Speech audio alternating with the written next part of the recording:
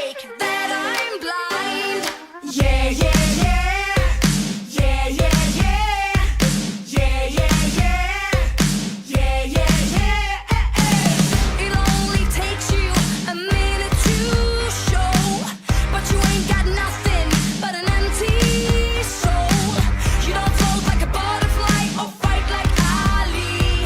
Dress like Prince, but to the lowest degree.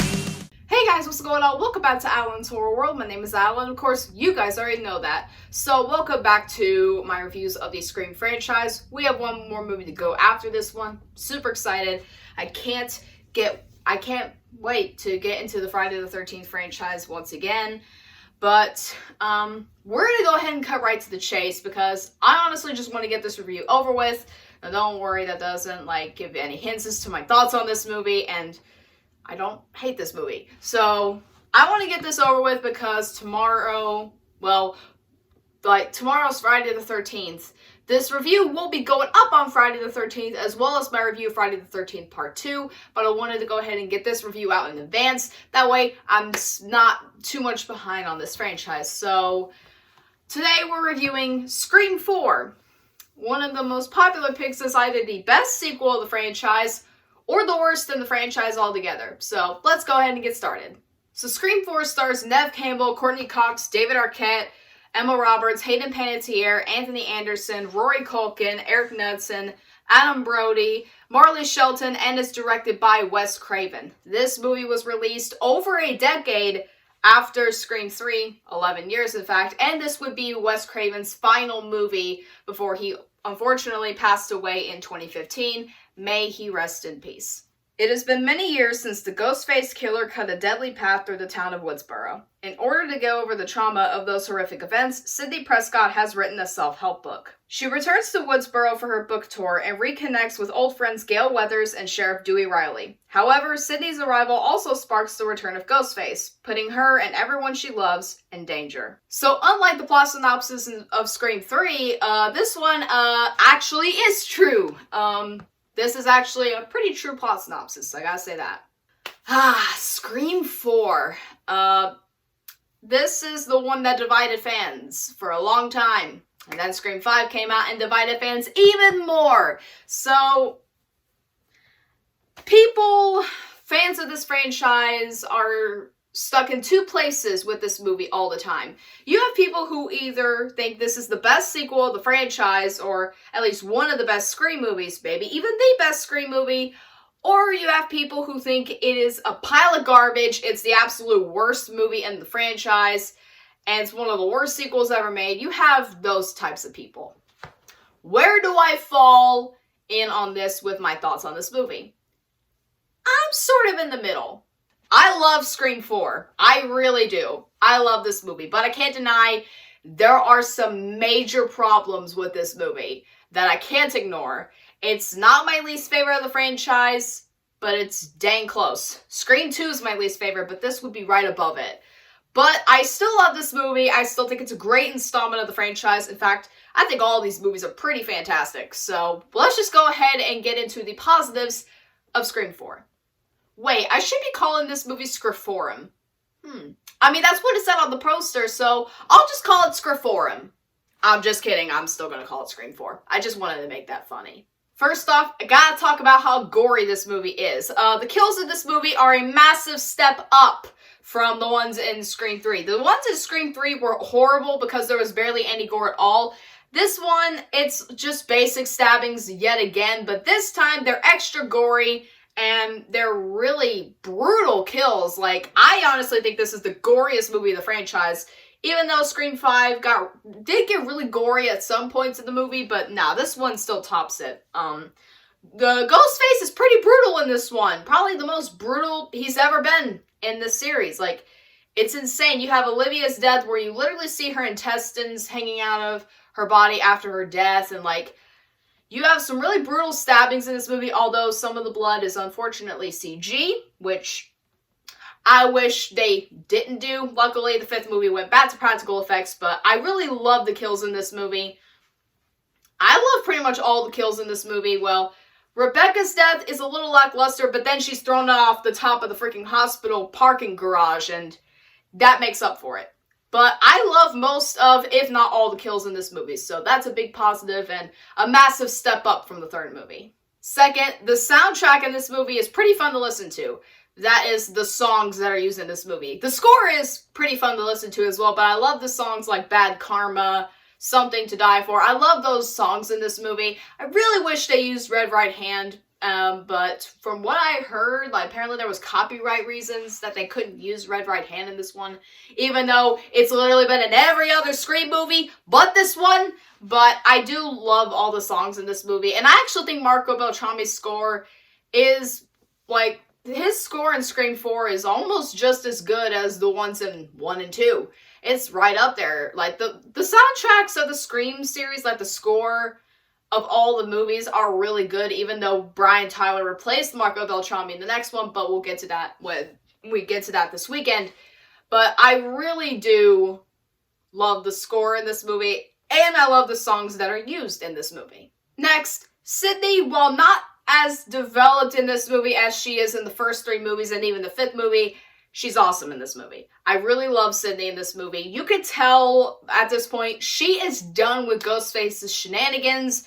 She's tired of having to deal with new killers trying to kill her, of course. She's tired of it, and I would be too at this point. This is like the 4th killing spree you've had to suffer through. I would be tired at this point too. Like, this is the 4th time she's been targeted by a Ghostface murderer. So I would, what am I trying to say?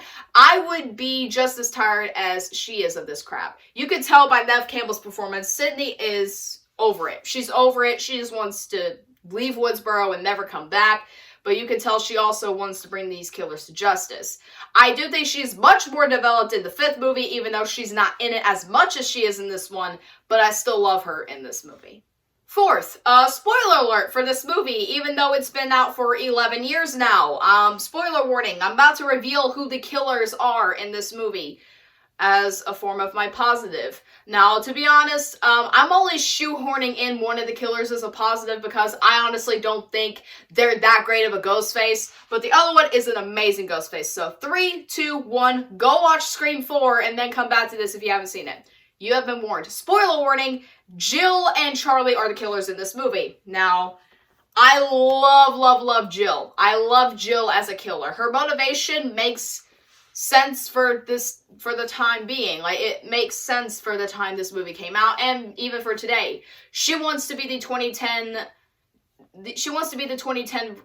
version of Sidney Prescott. She wants to be that. She wants to be famous. She doesn't want to go to work. She doesn't want to go to college. She doesn't even want friends. She wants to be a murder victim, and she'll do anything she can to get that. Now, Charlie is just used by her in order to get away as the sole survivor because she ends up killing him in the end.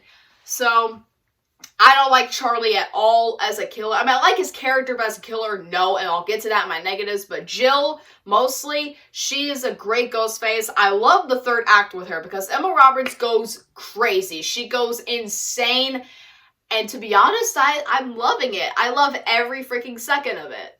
And finally, I love Hayden Panettiere as Kirby in this movie. She's basically Randy 2.0. And sometimes I don't even know if I prefer her or Randy. I really don't know. I love Kirby so much in this movie. She has sass. She has attitude. And Hayden Panettiere is actually very good in this movie. She's great even. And I think she would have very great potential as a final girl. Funny story. When I wrote down the positives and negatives for this movie, my little semi-script, that was written before I found out that Panettiere was going to return as Kirby in Scream 6. Welcome back, Kirby, I guess. It is confirmed in the newest movie in like a tiny little Easter egg that Kirby actually survived Scream 4, and that actually made the little fangirl in me really happy. And even learning that she's going to be in the next one, I am absolutely excited. I'm more excited for Scream 6 more than I was for Scream 5, just because I love Kirby's character that much. I am so excited to see what they're going to do with her. Please, radio silence. Please don't make her the opening kill. I beg of you, don't make her the opening kill. Make her be a main character, please! Now that I'm done with that little rant, let's get on to the mixed aspects of this movie.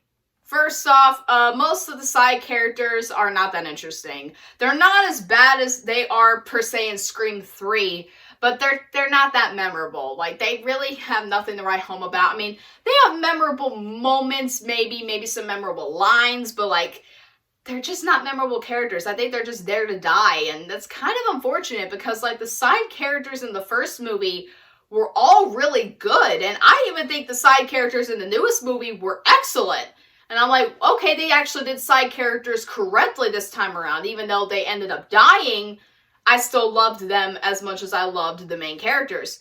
But the ones in this movie, they're not that interesting. Like Robbie, Olivia, Charlie, I'm not a fan of them, really. They're not my favorite characters of the franchise, but I don't hate them like I hate, say, Sarah Darling in Scream 3 or Tom in Scream 3. Like, I don't hate them as much as them, so there's that at least. And second, out of the main three, I feel like Sidney was the only one that was developed at all in this movie. Disagree with me, maybe find some proof that I'm not right, go ahead, but I honestly think Sidney was the only one that was developed. Gale and Dewey are not developed at all. Dewey is same old Dewey. It's literally Dewey again, just in 2011, and Gale has been reverted back to the Scream 1 version of herself, and I hate that so much with every fiber of my being. Like, why would you revert her back to the way she used to be when she was a really good person by the end of the third movie? Now, luckily, with the newest one, even though she's not in it that much, she's developed way more, and I really like that. And I'll get to that in my review of the fifth movie. But she's not developed at all in this movie. She goes back, like she has good intentions, but like she's like back to the snobby Scream 1 version of Gale Weathers. And I'm personally not a fan of that. Like, why would you revert back to the way you used to be when nobody liked you? So, I don't know. That's just my opinion. Go ahead. You can maybe find proof that I'm wrong and maybe tell me, and maybe that'll change my mind. But for now, I'm not a fan of Gale in this one, to be completely honest. Now, on to my negatives of Scream 4. Let's go ahead and get started. First, I hate the filter over the camera lens in this movie. This movie looks disgusting. Like the filter, like the shiny aesthetic in this movie, like, oh no, I hate it. It makes the movie look really horrible. It makes it look so aged. Oh, I'm sorry about that. Got a little notification on my laptop. Let's handle that. All right, we're good. But I hate the filter in this movie. It's so bad. This Scream movie is the only one to do this kind of filter, and it's bad. Like, it's kind of like how this laptop looks right now, but that's not intentional. I didn't mean for it to happen. It's just a glare. But it just looks so bad in Scream 4. It looks just absolutely terrible, and I just don't like it. Second negative, Charlie is one of the worst Ghostfaces of the entire series. No, I'm serious. I don't like Charlie in this movie as Ghostface. I don't buy him as Ghostface. His motivation sucks. Really, you're like that classic nice guy, and you decided to want to kill Kirby because she didn't notice you in high school? Really? Then it's revealed he was in love with you all along, and I'm just like, oh, whatever. And then she killed him. I'm like, okay, bye, I guess. I didn't really care for you. Sorry. And finally, Trevor, Jill's boyfriend, I'm surprised I still remember his name. He's the most forgettable character of all 5 movies. I hate him. I hate the character of Trevor so much. Now, if they had the deleted scenes with him in the movie, I might care for him a little more. One, he's a douchebag. Literally cheated on Jill before the events of this movie. So why are we even rooting for him? I don't get it. And also, dude literally does nothing in the movie except for be a red herring. That's literally all he does. He's useless. That's what Trevor is. U-S-E-L-E-S-S. Trevor is useless in this movie. He is the most useless character in the entire franchise. And he dies anyway. He dies anyway at the end of the movie. He gets a brutal death, sure, but like, still, he's useless. I hate the character of Trevor. I really do. So overall, guys, Scream 4 is a solid sequel and a welcome addition to the franchise after the 11-year-long gap between this one and Scream 3.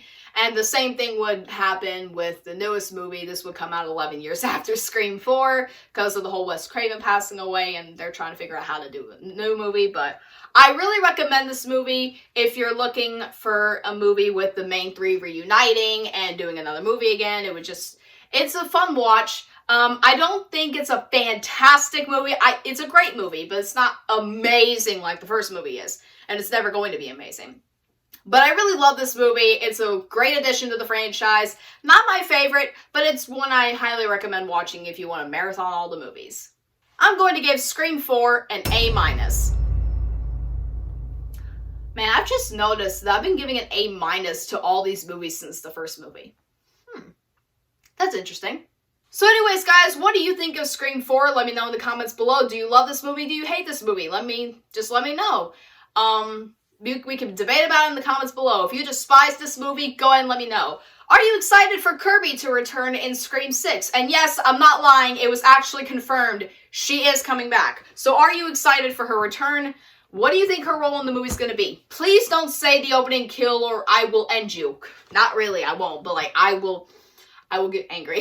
Just don't tell me she'll be the opening kill. I've already heard that today.